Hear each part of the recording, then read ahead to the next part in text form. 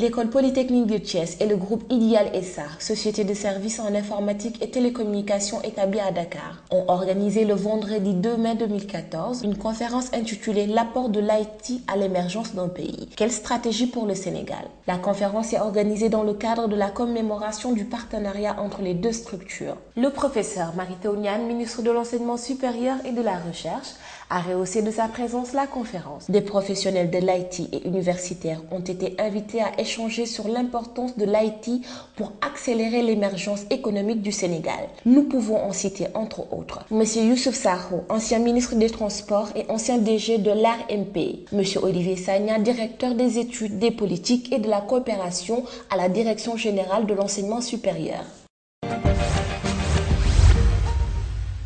Avec notre reporter, le directeur de l'ESP de Thiès a encouragé ses élèves à s'insérer dans la vie professionnelle. Nous l'écoutons.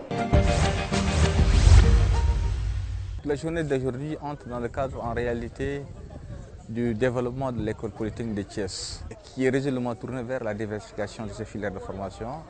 Pour matérialiser cela, nous avons mis en place depuis l'année dernière un département informatique et télécommunication. Et pour parer donc à ces difficultés d'insertion des étudiants, nous avons dit en fait qu'il nous faudrait allier la formation à l'école et la formation en entreprise. C'est pour ça qu'en fait le partenariat que nous avons avec Ideal donc, consacre une formation en alternance. Donc une partie des études se fait à l'école polytechnique et l'autre se fait donc, actuellement à Ideal. Donc les étudiants sont en immersion en Ideal. Et la formation théorique se fait ici à l'école polytechnique de Thiès. Nous avons organisé une conférence sur l'apport de l'IT dans l'émergence du pays et quelle stratégie pour le Sénégal. Parce que nous savons que l'économie numérique donc, est en train de prendre une proportion importante dans les pays développés. On s'est dit que pourquoi pas le Sénégal ne parviennent pas à saisir cette opportunité-là. Et donc, cette convention nous a permis donc, de la formation de ces ingénieurs-là, qui nous vont être des ressources humaines de qualité dans le domaine de l'informatique et de la communication. Et c'est notre rôle, en tant que formateur, de doter notre pays de ressources humaines de qualité. Le directeur d'Ideal a emboîté le pas au directeur de l'ESP en expliquant les avantages que ces entreprises pourront avoir à nouer ces partenariats-là avec ces grandes écoles. En effet, ils pourraient participer au renouvellement de leurs ressources humaines.